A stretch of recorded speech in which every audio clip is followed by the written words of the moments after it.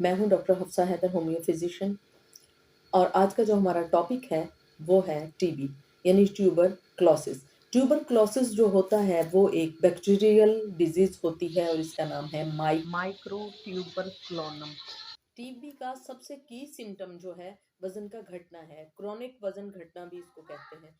बहुत ही तेजी से आपका वजन घटेगा अगर किसी को टीबी है। बाकी फैक्टर्स अपनी जगह, यानी खून, मुंह से थूक के साथ खून आना, छाती में दर्द होना, ये खास तौर पर इसके सिम्टम हैं। मगर जो सबसे इसका मेन सिम्टम है, जिसको की सिम्टम कहा जा सकता है, तेजी से वजन घटना कहते हैं। और अगर इसका कॉन्स्टिट्यूशनल देखा जाए तो ये गोरे रंग के लोगों को होती है, जिनका सीना कबूतर की तरह बाहर निकला हुआ होता है। लिब्रा टाइप के लोगों को होती है।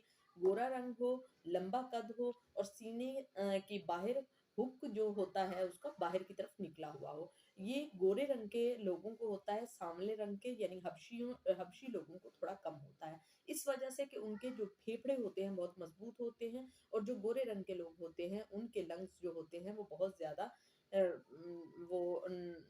यानी कमजोर उनके होते हैं, बहुत ज्यादा मजबूत नहीं होते। और सॉरी, जो सांवले रंग के लोग होते हैं, काले रंग के लोग होते हैं, उनके लंग्स बहुत ज्यादा मजबूत होते हैं। सो मेन इसके की सिम्टम आपने याद रखना है कि थूक के साथ खून भी आए और वजन भी घटे। ये इसका बहुत ही मेन सिम्टम है। तो बैक्टीरियम ट्यूबरक्लोसिस इसका नाम होता है, और ये इफेक्ट करती है मेनली, जो खसूसी तौर पर लंग्स में इन्फेक्ट करती है। जब लंग्स इफेक्टेड हो जाते हैं उसके बाद ये बोन्स में, जॉइंट्स में और जो लिम्फ नोड होते हैं वहां पर जाती है। और ये जब उसमें हड्डियों में आ जाती है तब ये बहुत ज़्यादा हार्मफुल होती है। और इसका जो पीरियड होता है वो, इसका आईपी पीरियड जो होता है वो तकरीबन 2 हफ्तों से लेकर 12 हफ्तों तक होता है। यानी हमें इन्फेक्शन लग जाता है मगर उसके सिम्टम ज़ाहिर होने में इतनी देर लग सकती है। इसके कॉज जो होते हैं, यानी ये कहाँ से लगती है, ये इनहेल करने से लगती है, ये छूने से लगती है, ये ड्रॉपलेट से लगती है। यानी अगर किसी ने खांसा या छींका तो इसके जो जर्म्स होते हैं तकरीबन 8 घंटे तक हवा में मुअल्लिक रहते हैं। और जब वहाँ से कोई कमज़ोर इम्यूनिटी का शख्स पास होता है यानी गुजरता है तो उसको ये लग जाती है। और उसके अलावा इंजेक्शन से भी ये लग सकती है। यानी अगर आपने टीबी वाला गोश्त खाया, टीबी था एक जानवर को, और आपने उसका गोश्त खा लिया या उसका दूध पी लिया तो उसकी वजह से आपको टीबी हो गया। अगर आपकी इम्यून पावर कम है, जैसे कि पहले बताया, उसकी वजह से एज जो फैक्टर है वो भी बहुत बड़ा फैक्टर है। यानी आपकी एज ज़्यादा हो रही है और इम्यून पावर आपकी कम हो रही है तो उसकी वजह से भी आपको लग सकता है। न्यूट्रिशंस में अगर आप अच्छे से नरिश खाना आपने नहीं खाया तो उसकी वजह से भी आपको लग सकती है। स्ट्रेस अगर आपको है तो स्ट्रेस जिन लोगों को होता है उन लोगों को भी टीबी होने के चांसेस ज़्यादा हैं। इलनेस यानी अगर एड्स वगैरह पहले से है, कोई बीमारी जिसमें एड्स शामिल है, अगर पहले से है तो हल्का सा जरासीम भी अगर लगता है उन्हें तो बड़ी जल्दी उनको टीबी हो सकता है।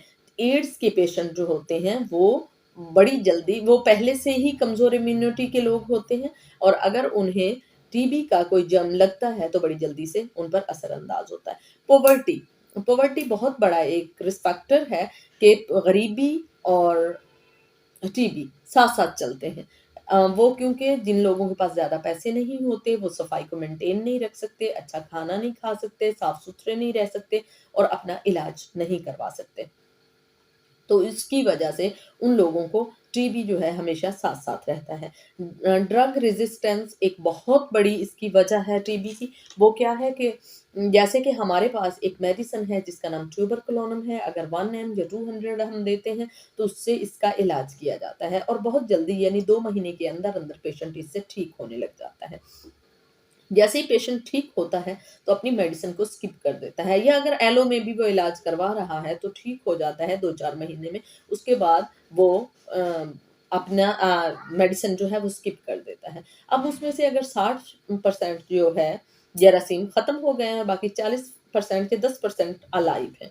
जब वो अलाइव होते हैं तो वो मेडिसिन के साथ जीना सीख लेते हैं, लड़ना सीख जाते हैं। फिर जब हम उन्हें वही मेडिसिन देते हैं तो उन लोगों को उससे फ़र्क नहीं पड़ता या उनसे उनका टीबी ठीक नहीं होता। फिर उससे हाई पावर का जो डोज़ है वो हमें देना पड़ता है और साथ में मल्टी ड्रग्स और भी देना पड़ती हैं, जिसकी वजह से जाकर पेशेंट जो है ठीक होता है।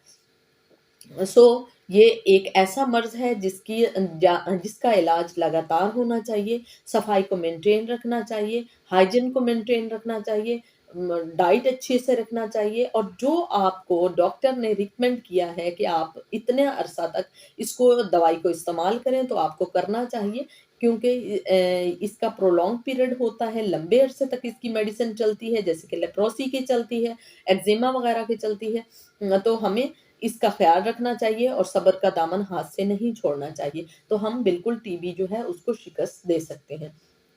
अगर स्टूडेंट्स में से किसी को इस बात की समझ ना आई हो, तो आप लोग जो हैं इसको मुझसे पूछ सकते हैं, ये कमेंट्स में पूछ सकते हैं। ये बहुत ही ज़्यादा ज़रूरी है, आपको एज़ अ डॉक्टर ये सर्च करना चाहिए और इसको देखना चाहिए क्योंकि इससे तकरीबन 2 बिलियन लोग जो हैं उनको डेथ कॉज़ हो चुका है।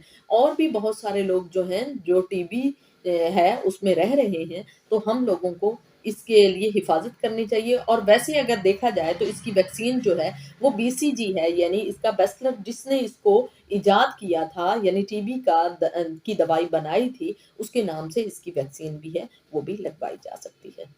ओके, अगर किसी को ये टॉपिक पसंद आया हो तो प्लीज़ इसको लाइक कीजिएगा, शेयर कीजिएगा और सब्सक्राइब कीजिएगा। ओके, अल्लाह हाफ़िज़।